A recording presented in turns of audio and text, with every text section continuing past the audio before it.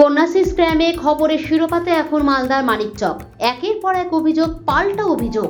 এই ঘটনার বিরুদ্ধে সোচ্চার মানিকচক বামফ্রন্ট সহ বামপন্থী মহিলা সংগঠন।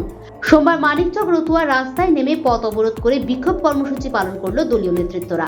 এদিন উপস্থিত ছিলেন এসএফআই নেতা দীপঙ্কর ঘোষ, মহিলা নেত্রী আভা ঠাকুর সহ অন্যান্যরা। দীর্ঘক্ষণ মালদা রতুয়া রাজ্য সড়ক অবরোধ করে বিক্ষোভ কর্মসূচি চলতে থাকে। এই ধরনের নিন্দনীয় ঘটনার প্রতিবাদে আগামী দিনে আরো বড় আন্দোলনের হুঁশিয়ারি দিয়েছেন বাম নেতৃত্ব। অবিলম্বে প্রশাসনকে স্ক্যামে জড়িত অপরাধীদের ধরে শাস্তির দাবি রেখেছেন। এসএফআই ডিওয়াইএফআই মহিলা সমিতির আগামী 12 তারিখে ডাক ছিল পথ অবরোধ কর্মসূচি।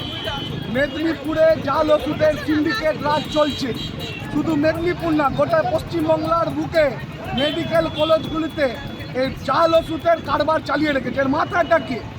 শুধু মেদিনীপুরের যে সিএমএ না আরও বড় মাথা আছে, না স্বাস্থ্যমন্ত্রীও যুক্ত আছে, তার তদন্ত করুক। তার সঙ্গে আগামী কিছুদিন আগে ইলাইপুরে 13 জন স্টুডেন্টের কন্যাশ্রীর টাকা হেডমাস্টার কমপ্লেন করছে সহ শিক্ষকের, প্রধান শিক্ষকের বিরুদ্ধে। প্রশাসনদের কাছে আমাদের অনুরোধ, যদি তদন্ত ভালো করে না হলো, যদি কে অপরাধী, কে টাকা কোথায় গেল সেটা যদি ধরা না পড়লো, তাহলে আর আগামী দিনে এসএফআইয়ের আরও বৃহত্তর আন্দোলন হবে মহিলা সমিতি ডিওয়াইএফআইয়ের সাথে। Bureau news Bangla Times.